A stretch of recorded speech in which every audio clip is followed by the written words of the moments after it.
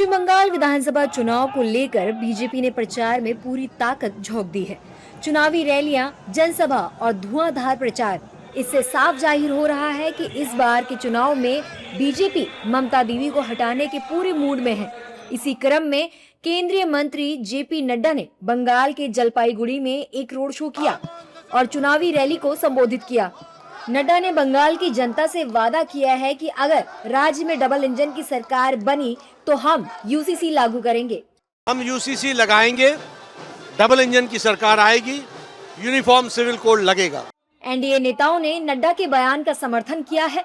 NDA नेताओं का मानना है कि राज्य में यूसीसी लागू होना बहुत जरूरी है। इस दौरान एनडीए नेताओं ने कहा कि जेपी नड्डा ने जो कहा है वो सही है। हमारी सरकार इसके लिए प्रतिबद्ध है।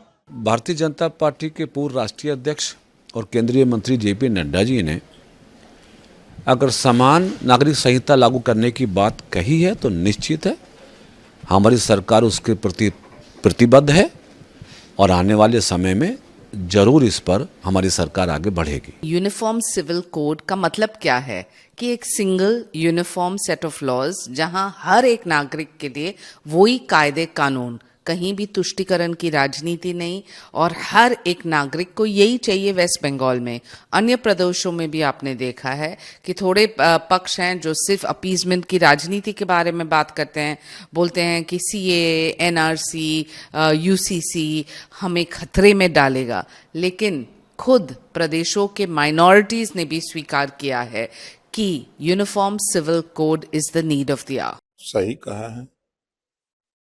जब देश में कानून एक है, प्रधानमंत्री एक है, राष्ट्रपति एक है, तो दो तरह का कानून कैसे लागू होगा?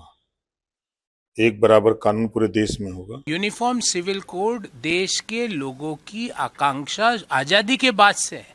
संविधान की भी यही मत था, डॉक्टर बाबा साहब अंबेडकर का भी यही मत था, पर तुष्टीकरण की राजनीति जिस तरह आजादी के बाद से 2014 तक लगातार चलती रही, उस तुष्टीकरण की राजनीति ने समान नागरिक संहिता को पीछे रखा। ये अन्यथा ये कैसे संभव है? एक संविधान में दो विधाएं, एक संविधान में एक ही संहिता रहेगी। हालांकि कांग्रेस नेताओं ने नड्डा के यूसीसी वाले बयान पर ऐतराज जताया है। उन्होंने कहा कि 2014 से केंद्र में किसकी सरकार है, अब तक घुसपैठियों पर रोकथाम क्यों नहीं लगाया है? डबल घुसपैठ भी होगा, डबल अन्याय होगा। 2014 से केंद्र की सरकार किसके पास है और सीआरपीएफ किसके पास है, सीमा किसके पास है? ये सब बीजेपी के पास है। और यूसीसी की जहाँ तक बात है, जो इनका खुद का बैठाया हुआ लॉ कमीशन था, लॉ कमीशन ने कहा कि यूसीसी की जरूरत नहीं है और पॉसिबल भी नहीं है। जेपी नड्डा ने बंगाल की टीएमसी सरकार पर तुष्टीकरण की राजनीति, भ्रष्टाचार और कानून व्यवस्था को ध्वस्त करने का आरोप लगाया है।